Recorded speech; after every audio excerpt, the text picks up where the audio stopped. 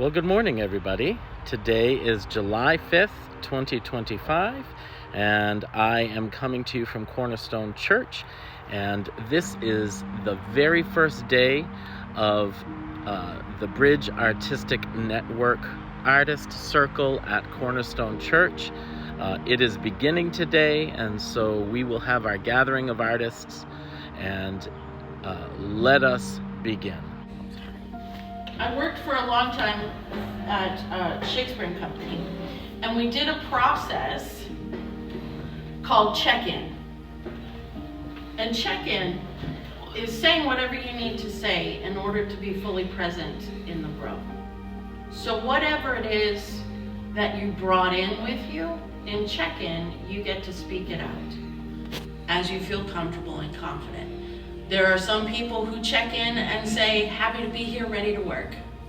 That would be, when you're in a group of artists and you have a couple of technicians in the group, the technicians are generally the people or the director who sort of cover themselves and hide themselves a little bit, happy to be here, ready to work.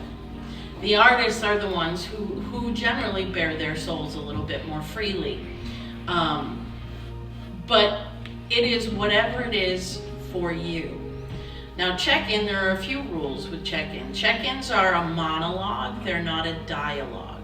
So we're not supposed to respond to each other's check-ins, we're supposed to listen to each other's check-ins and just accept them for what they are. So for instance, if I got a speeding ticket on the way here and I was really rankled and really upset by it, I could say, I'm really angry right now because I was only doing 5 miles over the speed limit and now I'm gonna have to pay, right? Whatever. And that's my check-in. Nobody in the room has to fix it, solve it, or try to make me feel better. I'm literally just speaking what is going on, right? So I wanna start, and every time we meet once a month, we're gonna start with a check-in because it's a way that we can easily all feel and express and experience each other and understand where we're coming from in that moment.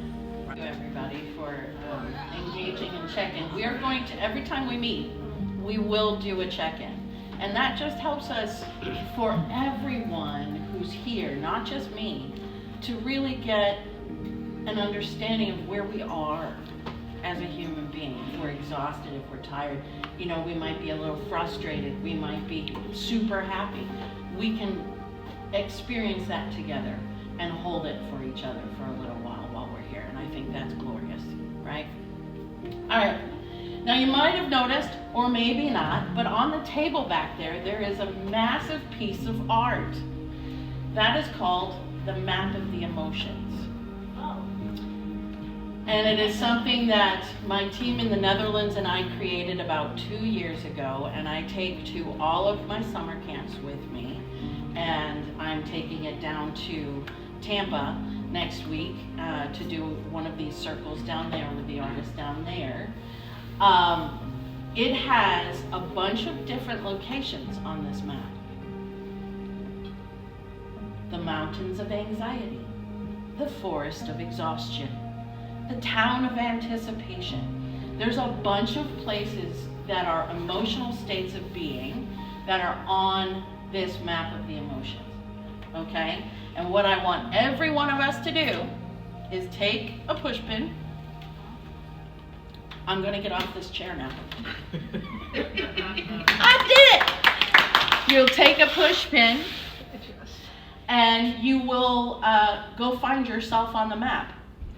You take that push pin and you look at the map, look at the whole thing. Don't just jump to the first one that says, oh yeah, I could be there. Look at the entire map and then check in with yourself and put your push pin in the place that you are actually in right in this moment, right here, right now. So here are your push pin.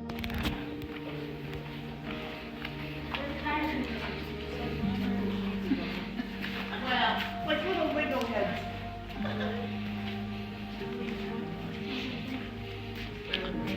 Valley of Fear.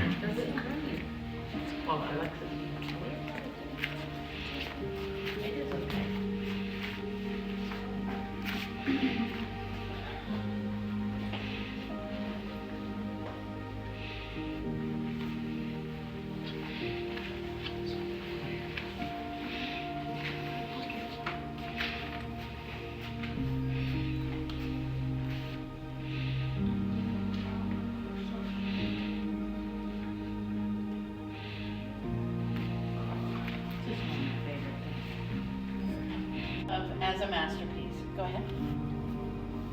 The world God made. The world God made. That is a good answer. When you think of a piece of art, what do you think of as a masterpiece? Like, what is the first piece of art that comes to your mind when you think, oh, that's a masterpiece? Sunsets. Sunsets. They change in the all time. Yep. You guys. Does anybody have a favorite artist? Can it be a singer? Van Gogh. What's your favorite piece? I think it's called this one. It's called what? This one. Oh, Stars. Yeah. Starry Night. Starry Night. Yep. Go ahead. Leonardo da Vinci. He was very good. He was very good. Do you know what your favorite piece of Leonardo's is? Very nice. Do you know how big the Mona Lisa actually is? How big do you imagine it is? Big enough to hang on the wall, but small enough to carry.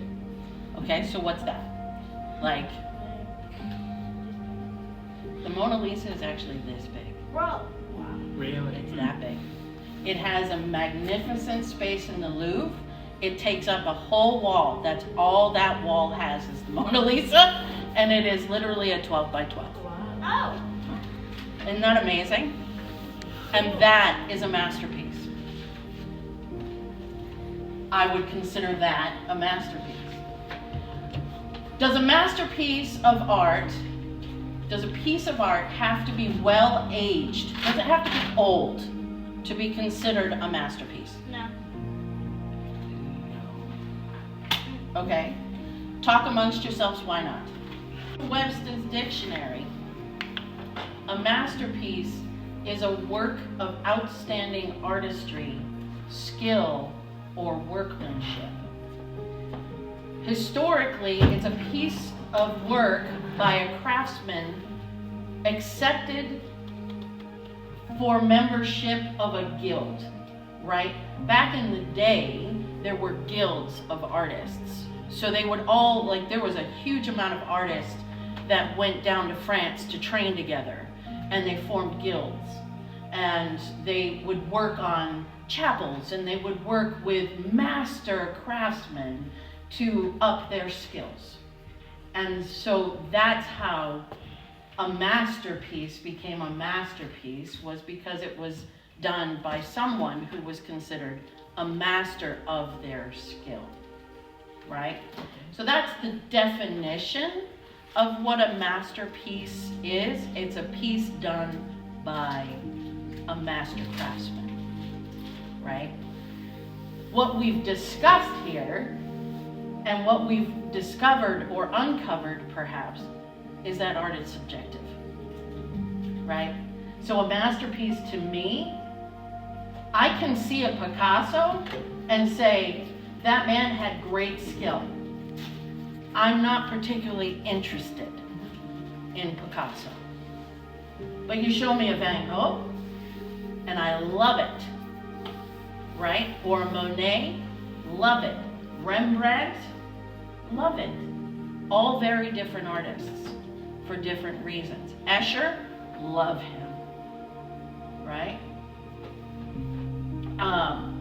Who's the guy who did the dots?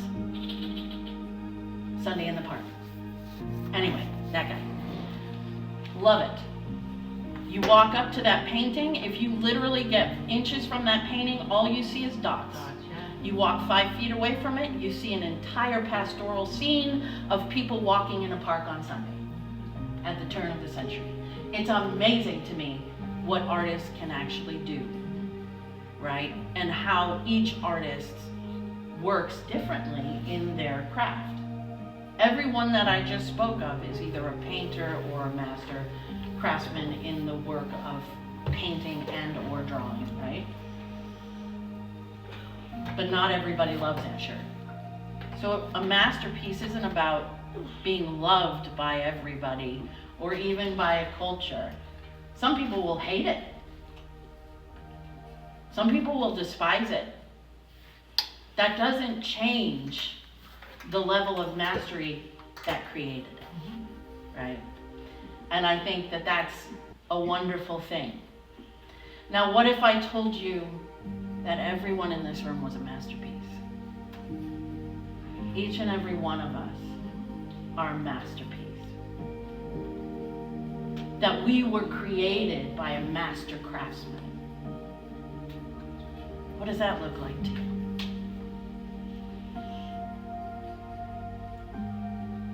What was he thinking? What was he thinking? All right, good. How does it feel to hear that you, right here, right now, Sandy, in the midst of whatever struggle you're going through, you're a masterpiece? What does that feel like? It feels good because I know you're right there with me. I know I'll make it through. That's right. What if I told you that we were all fearfully and wonderfully made? That these are not just words. They were actions done to and for us by the master craftsman himself, the creator of all things. The person you said that you loved his sunsets.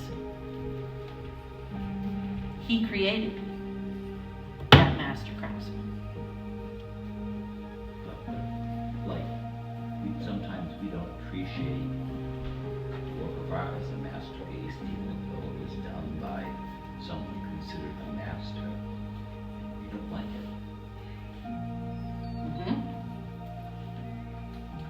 Look, I have long said I am not for everybody, right? Not everybody is going to love me. Not everybody is even going to like me. But that doesn't negate the fact that I was created by a master craftsman and I am a masterpiece. I'm not tooting my own horn by saying that. That is just a truth. And that the master craftsman who created me, created you. And he put all of the things that create who you are, not only as a human being, but as an artist inside of you. He gave you those special talents, those gifts, those abilities, those eyes to see the world the way you see them. So we have about 11 artists here today, and we are all working on different projects now. You just saw the devotion that Brenda did. Now I've got about a half hour before I run for our lunch to work on some sketching. I'm going to be working on eyes and fingers today.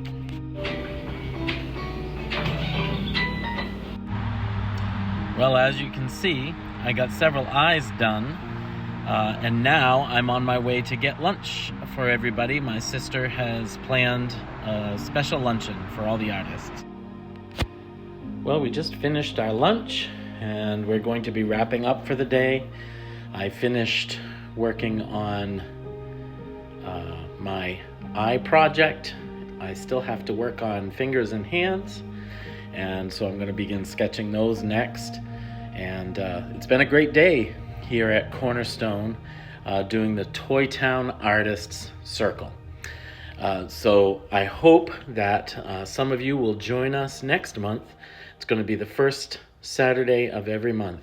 So I hope some of you will join us next month. Catch you later.